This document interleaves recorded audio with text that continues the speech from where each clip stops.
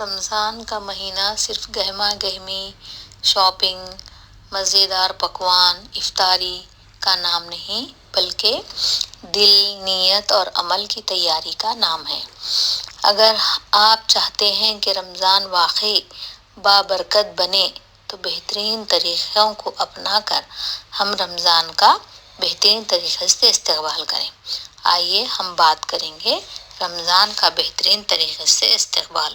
رمضان کا استقبال رسول اللہ صلی اللہ علیہ وسلم نے دیگر صحابین نے کس طرح کیا تھا، یہ دیکھیں گے۔ حضرت عائشہ رضی اللہ تعالیٰ عنہ کا فرمان ہے، رسول اللہ صلی اللہ علیہ وسلم شعبان کے مہینے سے ہی رمضان کی تیاری شروع کر دیتے تھے۔ شعبان کا مہینہ رمضان اور رجب کے درمیان کا مہینہ ہے۔ عائشہ رضی اللہ تعالیٰ عنہ فرماتی ہیں، شعبان کے مہینے میں جتنے نفل روزے رہے اتنے کسی مہینے میں نہیں رہے۔ تو حضرت اسامہ رضی اللہ عنہ نے کہا، یا رسول اللہ، ہم دیکھتے ہیں کیا وجہ ہے کہ آپ شعبان میں اتنے روزے رکھا کرتے ہیں؟ تو آپ نے فرمایا کہ شعبان کا مہینہ رجب اور رمضان کے درمیان کا مہینہ ہے اور لوگ اس ماہ میں غافل رہتے ہیں، اور اس مہینے میں جو اعمال ہو، اچھے ہوں یا برے اعمال، انسانوں کے اعمال اللہ کے سامنے پیش کیے جاتے ہیں، اس لیے اس ماہ میں اچھے اعمال پیش کریں۔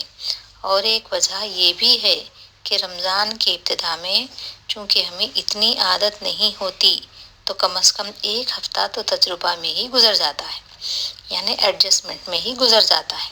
ابتدا میں روزے کی عادت نہ ہونے سے صحت پر بھی اثر پڑتا ہے، تو اس کا اثر عبادتوں پر بھی پڑے گا، اور اس کے علاوہ تراویح کے لیے یا قیام اللیل کی عادت نہ ہونے سے نیند کا غلبہ بھی زیادہ تر لوگوں پر پڑتا ہے۔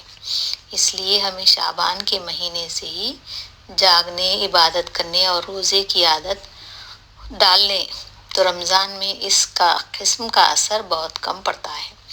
لوگوں کو دکھاوے کے لیے یا اپنا مقام بنانے کے لیے عبادتیں نہیں کرنی چاہیے، بلکہ اپنے سچے دل سے اللہ کو راضی کرنے کے لیے اور اپنے اعمال کو بہتر بنانے یا گناہوں سے بچنے کے لیے ہم رمضان میں عبادتوں کو اپنا معمول بنا لیں۔ اس ماہ میں صدقہ و خیرات کا بھی اہتمام کریں۔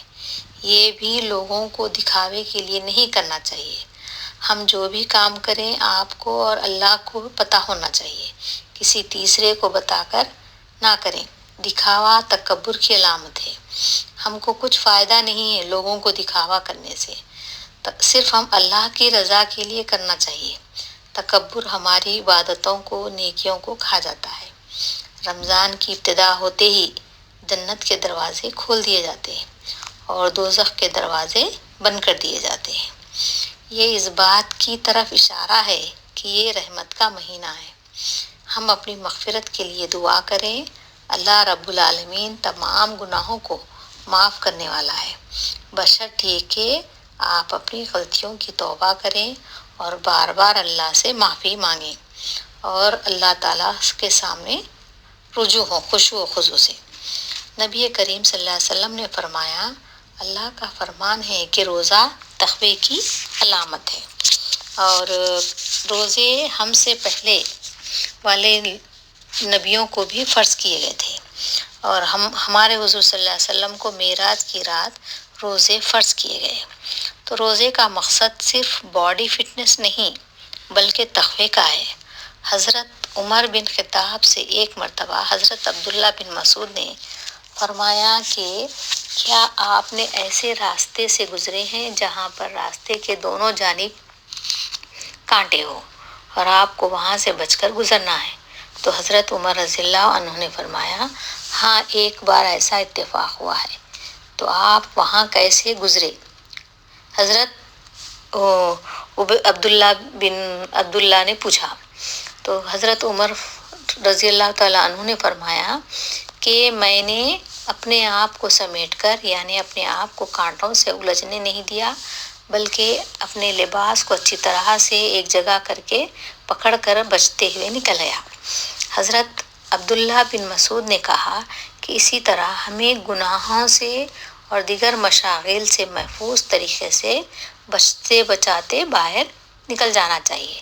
یہی تقویٰ کہلاتا ہے، یعنی اللہ کے حکم پر چلنا اور گناہوں سے بچنا، صبر اور مستقل مزاجی سے کام لے کر اسلامی احکامات پر کاربند رہنا ہی تقویٰ ہے. ہمارا کام ایک ہی ہے، ہم اللہ کے احکامات پر کاربند رہیں اور حرام کاموں سے محفوظ رہیں، عبادتوں کو ترجیح دیں، دیگر مشاغل، شور و غل، دکھاوے، شاپنگ میں اپنے وقت کو ضائع نہ کریں.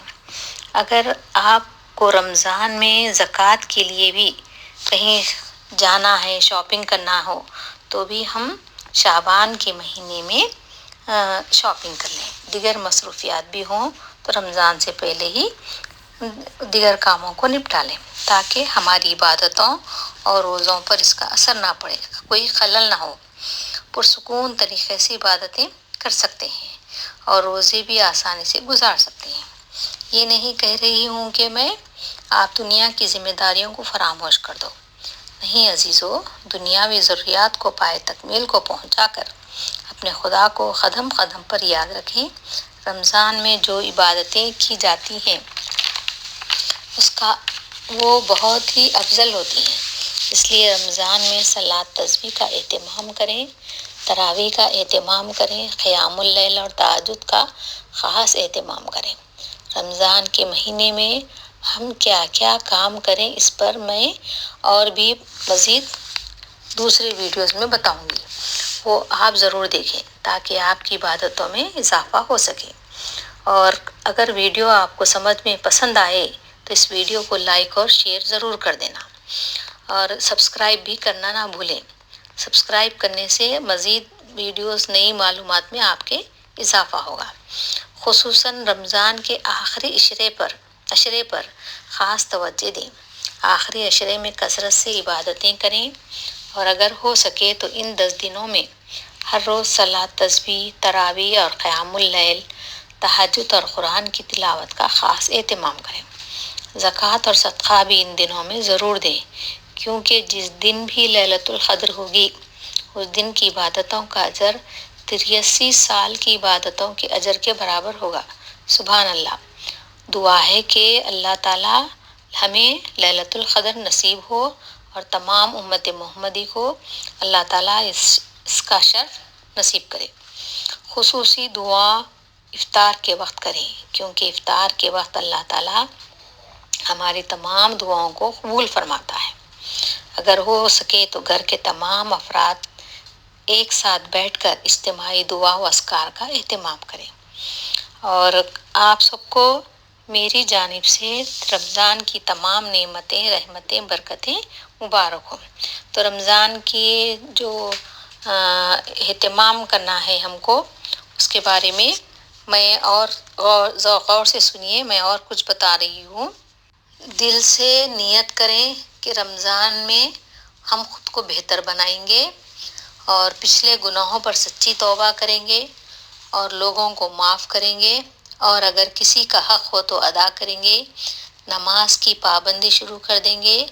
قرآن پڑھنے کا معمول بنائیں تاکہ رمضان میں آسانی ہو. سحری و افطار کی سادہ پلاننگ کریں.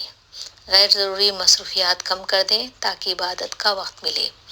رمضان کی فضیلت، روزے کے مسائل اور سنتیں سیکھیں کہ اس کی کیا اہمیت ہے، کیا مسائل ہیں. اگر ہم سے کچھ بھول چوک ہو رہی ہے تو اس کی تصحیح ہو جائے گی. نیک لوگوں میں اٹھیں بیٹھیں، یعنی نیک لوگوں کے ساتھ صحبت اختیار کریں یا دینی بیانات سنیں. رمضان سے پہلے ہی صدقہ دینے کی عادت ڈالیں تاکہ دل نرم ہو جائے. تو یاد رکھیں، رمضان کا اصل مقصد یا اس کا استقبال شور و شاپنگ سے نہیں بلکہ خشوع و عاجزی اور شکر سے ہوتا ہے. تو اب اللہ تعالیٰ آپ سب کو رمضان کی نعمتیں، رحمتیں، برکتیں عطا فرمائے. اب اس ویڈیو کو میں یہیں پر ختم کر رہی ہوں. اللہ تعالیٰ سے دعا ہے کہ آپ سب کو آسانی سے رمضان گزارنا نصیب فرمائے اور اللہ تعالیٰ آپ سب کو عبادتوں کا موقع عطا فرمائے اور تمام رحمتوں سے نوازے. تمام برکتیں عطا فرمائے۔ اللہ حافظ۔